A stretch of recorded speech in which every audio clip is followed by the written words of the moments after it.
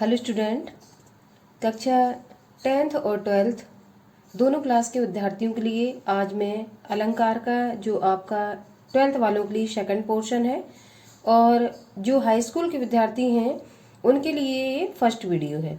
किस तरीके से मैंने आपको सिलेबस डाला हुआ है, जो नया अपडेट होकर आया है, मैंने आज उस सिलेबस को भी डाला हुआ है चैनल पे।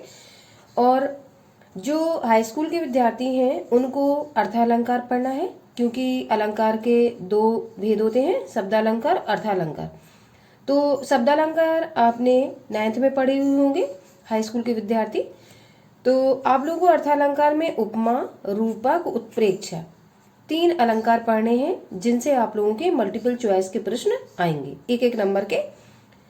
इसके बाद अर्थालंकार और शब्दालंकार दोनों ही पार्ट जो 12th के विद्यार्थी हैं उनको पढ़ना है।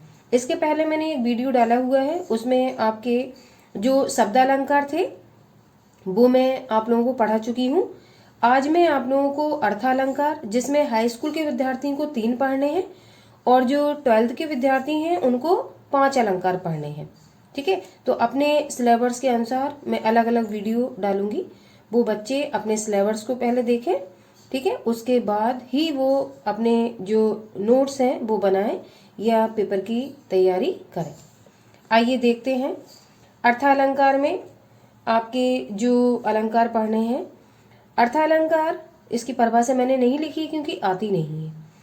अर्थालंकार वह अलंकार जिसमें अर्थ के कारण चमत्कार पैदा हो या चमत्कार उत्पन्न हो, उसको हम अर्थालंकार की श्रेणी में रखेंगे।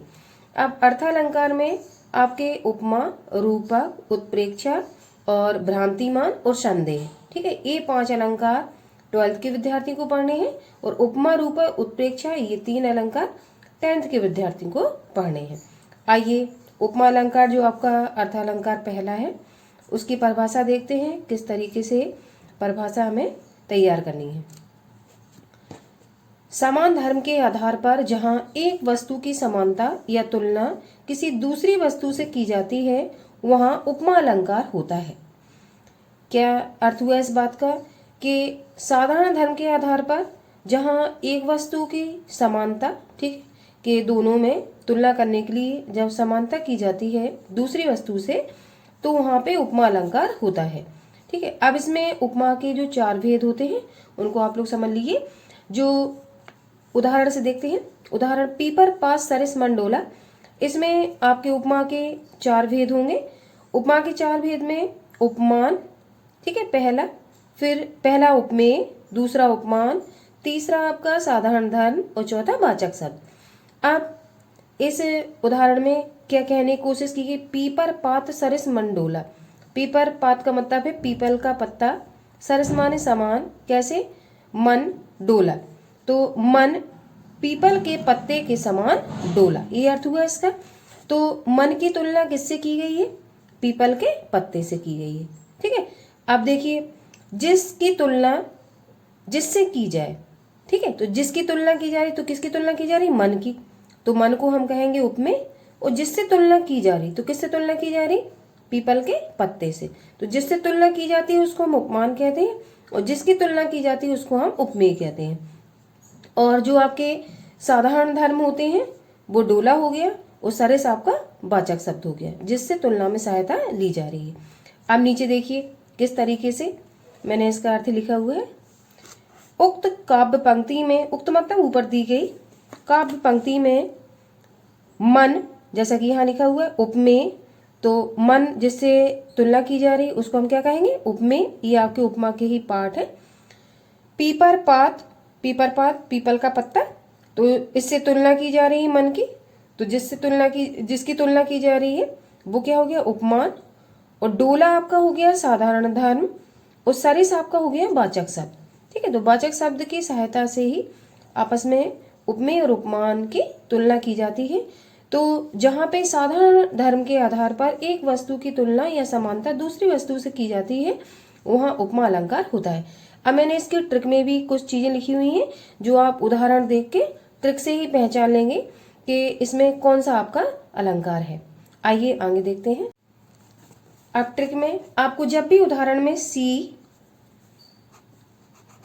सा, से, सम, समान, यू, सदृश, सरिस और जैसा आदि शब्द आपको उदाहरण में दिखाई दें तो आपको जो आपके समानतावाचक के शब्द हैं, ये शब्द आपको अगर बीच में दिखाई दें, जैसे सरस, इसके पहले हमें पीपर पास सरस मंडोला ये आया था आपका उदाहरण, तो सरस आपका कैसा हो गया, वाचक शब्द हो गया, ये दिखाई दिया था बीच में।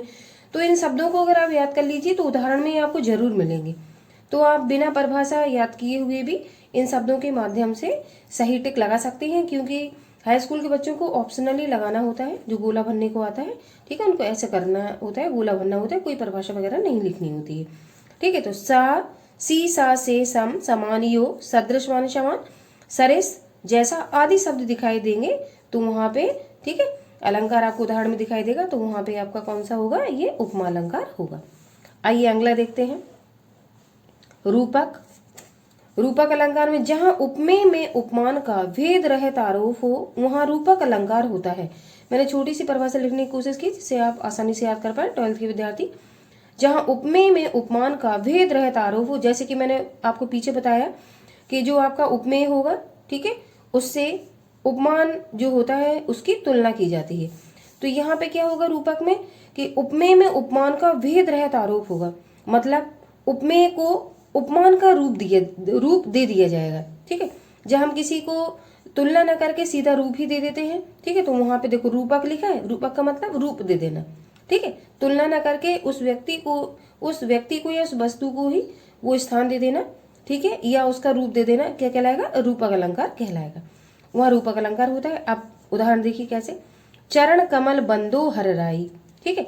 तो जो आपके हरिराई हैं या प्रभु हैं उनके चरण कैसे हैं, कमल हैं, कमल के समान नहीं है। जो प्रभु हैं उनके चरण कैसे हैं, कमल हैं, ठीक है, उनकी मैं वंदना करता हूँ, ये अर्थ हुआ इस बात का। अब देखिए नीचे मैंने क्या लिखा हुआ है, उक्त काव्य पंक्ति में उपमेय चरण पर, अब चरण क्या है, उपमेय होगा क्योंकि तो जो रूप दिया गया किसको दिया गया, चरणों को दिया गया। उपमान कमल का, तो कमल क्या हो गया, उपमान हो गया, का आरोप कर दिया गया है। चरणों को क्या मान लिया गया, कमल मान लिया गया, मतलब उसका रूप दे दिया गया है। चरणों को कमल कह दिया गया है या रूप दे दिया गया है, तो जहां पे रूप दे दिया जाए वहां क्या होगा, आपका रूपक अलंकार होगा। इस अभेदता के कारण यहाँ रूपक अलंकार है। जबकि उपमा में क्या था, कोई जो वाचक शब्द होंगे सा, सी, से, सम, सरिस, सदृश, उनको आधार मान के हम तुलना करते हैं उपमेय और उपमान में। जबकि यहाँ पर उपमेय में उपमान का भेद रहित आरोप हो जाता है या उपमेय को उपमान का रूप दे दिया जाता है, ठीक है। जब रूप दे देंगे तो वहां पर कौन सा अलंकार होगा, रूपक अलंकार होगा। तीसरा उत्प्रेक्षा अलंकार, ये देखो इंपॉर्टेंट है, कई सारे समय पूछा गया है। अब परिभाषा देखिए, जहां उपमेय में उपमान की संभावना की जाए वहां उत्प्रेक्षा अलंकार होता है। संभावना का मतलब समझते हो कि निश्चय नहीं है, बट हम संभावना कर सकते हैं कि हाँ ऐसा हो सकता है, ठीक है। तो उपमेय में उपमान की क्या की जाए, संभावना की जाए। जबकि पिछला हमने क्या पढ़ा, उपमेय में उपमान का भेद रहित आरोप हो, ठीक है, रूप दे दिया जाए। और पहले हमने क्या पढ़ा, उपमेय में उपमान की तुलना की जाए आपस में, ठीक है। तो ये कौन सा हो गया आपका, उपमा अलंकार होगा। तो उपमा, रूपक, उत्प्रेक्षा, उपमेय उपमान करके ही आपको परिभाषा लिखनी है क्योंकि ये आपके अलंकार के अंग है, अर्थ अलंकार के, ठीक है, उपमा के। आप नोट में देखिए मैंने क्या लिखा हुआ है, इसको पहचान, जैसे कि हमने पहले को पहचानने के लिए क्या कहा, शब्द दिए थे, सा, सी, से, सम, य, सदृश, सरिस, ये शब्द दिए थे। इनको आप पकड़कर आप जो उदाहरण देखे होंगे उनमें ये शब्द अगर आपको बीच में मिलते हैं तो आप इजीली निशान लगा ले जाएंगे, उपमा अलंकार है। ऐसे ही उत्प्रेक्षा के लिए भी एक ट्रिक होती है जिसमें आपको शब्दों के बीच में मनु, मनहु, मानो, जानहु, जानो आदि वाचक शब्दों का प्रयोग किया जाता है। ये आपको उदाहरण में जरूर देखने को मिलेंगे, जैसे कि इसी में हम देखते हैं, देखो ये मनहु आ गया, मनहु। तो जितने मैंने ये शब्द लिखे हुए हैं आप इनको तैयार कर लीजिए, ठीक है। इन शब्दों में से आपको उदाहरण में 100% एक शब्द मिलेगा जिसको देखकर आप इजीली समझ जाएंगे कि आपका उत्प्रेक्षा अलंकार। उत्प्रेक्षा अलंकार में उपमेय में उपमान की संभावना व्यक्त की जाती है, ठीक है। अब उदाहरण देखिए, उदाहरण समझते हैं कैसे। अब आपको परिभाषा में लिखने के लिए बस इतना लिखना है, जहां उपमेय में उपमान की संभावना की जाए वहां उत्प्रेक्षा अलंकार। ये नोट वाला आप नहीं लिखेंगे पेपर में, आपके समझने के लिए है, ठीक है। अब उदाहरण देखिए, उदाहरण तैयार करेंगे आप लोग।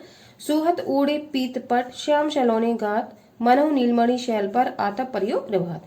अब यहाँ पे क्या संभावना व्यक्त की जा रही है, देखिए उक्त काव्यांश में श्री कृष्ण के श्यामल शरीर पर नीलमणि पर्वत की तथा पीत पट पर प्रातःकालीन धूप की संभावना व्यक्त की। कैसे? देखो क्या लिखा है, सोहत ओढ़े पीत पट श्याम सलोने गात। श्याम श्री कृष्ण भगवान को कहा गया है। उनके सौम्ले शरीर को देखकर ऐसा लग रहा है कि वो जो पीले वस्त्र पहने हुए हैं मानो नीलमणि पर्वत पर जैसे सुबह की धूप का प्रकाश पड़ रहा हो या सुबह की धूप की संभावना व्यक्त की गई हो। इस तरीके से इस जो काव्यांश आपका है उसका अर्थ होगा सुहा तोड़े पीठ पर। ठीक है, श्याम सलोने का श्री कृष्ण भगवान के श्यामले शरीर पर जो पीले वस्त्र वो धारण किए हुए हैं मानो ऐसे लग रहे हैं जैसे नीलमणि पर्वत पर जो सुबह की धूप है उसकी परछाई पड़ रही हो या धूप की संभावना व्यक्त की गई हो। तो उनके सामने शरीर की संभावना किससे की गई है? जो सुबह की धूप पड़ रही है, ठीक है, या प्रातःकालीन जो धूप हमें दिखाई दे रही है पीली पीली, उसकी संभावना उनके शरीर से व्यक्त की गई है शरीर को देखकर। तो यहाँ पे संभावना जब व्यक्त की जाती है तो वहां पे क्या उत्प्रेक्षा अलंकार आपका होता है। इस तरीके से आपका उत्प्रेक्षा अलंकार में आप संभावना उपमेय में उपमान की संभावना की जाए वहां पे उत्प्रेक्षा अलंकार होगा। जहाँ पे उपमेय में उपमान का अभेद रहित आरोप हो वहां पर रूपक अलंकार होगा। और उपमेय में उपमान की तुलना की जाए उपमेय की उपमान से तुलना की जाए तो वहां पे आपका क्या उपमा अलंकार होगा। थोड़ा थोड़ा सा डिफरेंस है, अगर आपको समझ में आएगा तो आप इजीली परिभाषाओं को याद कर सकते हैं। आगे देखिए, चौथा आपका है भ्रांतिमान। 14, 13, 12, 11, 10, 9, 6 में ये पूछा गया है। अब देखिए भ्रांतिमान में ये आपका इससे ही शब्द से हमें अर्थ पता लग रहा है भ्रम की स्थिति उत्पन्न होना। अब देखिए, जहां उपमेय को भ्रम के कारण उपमान समझ लिया जाए तथा तब वहां भ्रांतिमान अलंकार होता है। तो उपमेय को भ्रमवश क्या समझ लिया जाए? उपमान समझ लिया जाए। या नीचे देखिए अर्थात करके मैंने लिखा है, इस अलंकार में उपमेय में उपमान का धोखा हो जाता है। समझ नहीं आता है कि जो वस्तु है वो उपमेय है कि उपमान है। अगर आपको ऊपर वाली परिभाषा है ये वाली जो मैंने ये लिखी हुई है, अगर ये आपको कठिन लग रही है तो एक मैंने नीचे भी सिंपल सी लिखी है, आप वो तैयार कर सकते हैं। अब देख लीजिए, कोई एक ही करना है, या तो आप ये वाली करिए या फिर आप ये वाली करिए। दोनों में से कोई एक करेंगे जो आपको सिंपल लगेगी। देखिए क्या है, जहां समानता के कारण एक वस्तु को दूसरी वस्तु समझ लिया जाता है वहां भ्रांतिमान अलंकार होता है। ये मेरे हिसाब से सिंपल है। जहां पे एक वस्तु को, ठीक है, दूसरी वस्तु समझ लिया जाए किसके कारण? भ्रम के कारण, वहां पे कौन सा भ्रांतिमान अलंकार होता है। अब देखिए उदाहरण कैसे, उदाहरण में नाक का मोती अधर की कांति से बीज दाड़िम का समझकर भ्रांति से देख उसको ही हुआ सुख मौन है, सोचता है अन्य सुख है कौन है। अब देखो ये उस टाइम का वर्णन किया जा रहा है जब उर्मिला, ठीक है, उर्मिला जो अपने नाक में मोती पहने हुए हैं, ठीक है, वो चमक रहा है तो उसको एक जो तोता है वो भ्रांति से क्या समझ रहा है कि ये जो पहने हुए हैं ये अनार का बीज है क्या? दाड़िम का मतलब होता है अनार, अनार का बीज है क्या? देख उसको ही हुआ सुख मौन है, और उसको लग रहा है क्या, जो नाक को वो तोता समझ रहा है और जो वो नग धारण किए हुए हैं नाक में उसको क्या समझ रहा है? वो अनार का बीज समझ रहा है और सोच रहा है अन्य सुख है कौन है। वो नाक को तोता समझकर सोच रहा है कि ये अनार का बीज ये लिए हुए अन्य तोता ये कौन है। तो उसको क्या हो रहा है? भ्रम हो रहा है। एक वस्तु को देखकर दूसरी वस्तु समझ लिया जाए और वहां पे भ्रम की स्थिति हो तो वहां पे भ्रांतिमान अलंकार होता है। आई होप आपको उदाहरण समझ में आया होगा। नाक का मोती, जो स्त्रियां नाक में, ठीक है, जो नंग पहने रहती हैं, अधर की कांति से उसकी सुंदरता को देखकर बीज दाड़िम का समझकर भ्रांति से जो तोता है वो भ्रम से उसको क्या समझ रहा है? अनार का बीज समझ रहा है। देख को उसको ही हुआ सुख मौन है, उसको देखकर जो तोता है वो सोच रहा है कि यह अन्य सुख कौन है। जो ये बैठा हुआ है नाक को वो देखकर समझ रहा है तोता है, और जो नाक में नंग धारण किए है उसको समझ रहा है कि अनार का बीज है। तो वो सोच रहा है अन्य सुख अनार का बीज लिए कौन बैठा है। अब अर्थ देख लीजिए, वो मैंने ओरली आपको समझाया। अब लिखा हुआ क्या है, उक्त उदाहरण में तोता उर्मिला की नाक के मोती को भ्रमवश अनार का दाना और उसकी नाक को दूसरा तोता समझकर भ्रमित हो जाता है। इस कारण यहाँ भ्रांतिमान अलंकार है।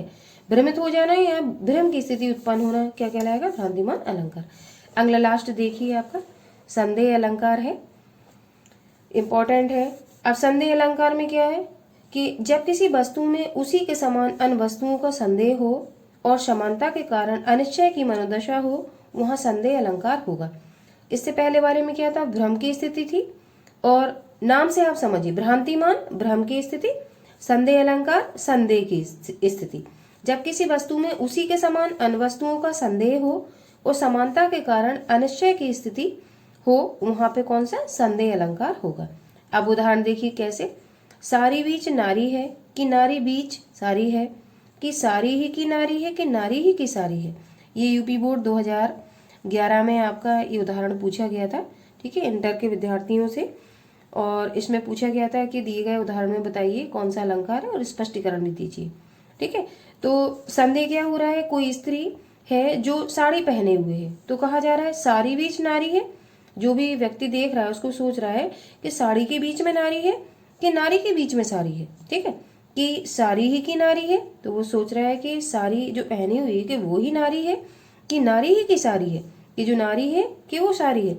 मतलब उसको संदेह की स्थिति हो रही है, वो समझ नहीं पा रहा है कि बीच में कौन है। ठीक है, तो अब आगे देखिए, यहाँ समानता के कारण दो वस्तुओं में अनिश्चितता की स्थिति है, अतः यहाँ संदेह अलंकार है। तो उदाहरण से आपको समझ के हल्का हल्का सा डिफरेंस है सभी अलंकारों में, तो कंफ्यूजन की स्थिति हो सकती है, बट आप उसको समझ के, या जो आपकी नाम दिया गया उसकी परवाह, जैसे संदेह दिया गया, तो वहाँ आपको संदेह होगा दोनों चीज़ों में तुलना करने में, या जब किसी वस्तु में उसी के समान अन्य वस्तुओं को संदेह हो समानता के कारण और निश्चय न हो पाए, तो हम संदेह अलंकार उसको समझेंगे। और जब भ्रम हो जाए, जैसे कि मैंने शुक का उदाहरण दिया आपको, तब भ्रांतिमान आपका अलंकार होगा। और जब दो वस्तु में तुलना की जाए तो वहाँ पे आपका उपमा अलंकार होगा। जब उपमेय और उपमान में, ठीक है, जब उपमेय और उपमान में भेद रहित आरोप हो, तो वहाँ पे आपका कौन सा, रूपक अलंकार होगा। इस तरीके से आप हल्का हल्का सा डिफरेंस है, आपको दो दो लाइनें परिभाषा तैयार करनी है। आई होप मैंने उदाहरण से आपको समझाने की कोशिश की है, आपको समझ में जरूर आया होगा। और आज आपका अलंकार का जितना टॉपिक था जो सिलेबस में दिया गया था, वो आज मैंने फिनिश कर दिया है। आपके 2 वीडियो में 12th के जो विद्यार्थी हैं उनका ये अलंकार का वीडियो कंप्लीट होता है, तो वो इस वीडियो को, इससे पहले जो डला हुआ है उस वीडियो को, दोनों को अच्छे से वॉच करेंगे और 2 नंबर की स्कोरिंग करने वाले जो प्रश्न आपके हैं उनको क्लियर करेंगे। और हाई स्कूल के जो विद्यार्थी हैं उनका आज एक ही टॉपिक में, उनका एक ही टॉपिक था उनका और एक ही वीडियो उनका फिनिश हो गया, तो वो लोग भी यहाँ से इस वीडियो को कम्प्लीटली देखेंगे। और इसके बाद जो आपका रस रह गया है और आपके जो छंद हैं, मैं दोनों की वीडियो लेकर आऊँगी और आपको समझाऊंगी किस तरीके से आपको प्रश्न करने हैं। और हाई स्कूल के विद्यार्थियों के जो आपके नए टॉपिक ऐड हुए हैं उनका भी मैं प्रयास करूंगी कि उन पर किस तरीके के प्रश्न आते हैं और टॉपिक को किस तरीके से समझना है, उनके लिए भी मैं वीडियो बनाऊंगी।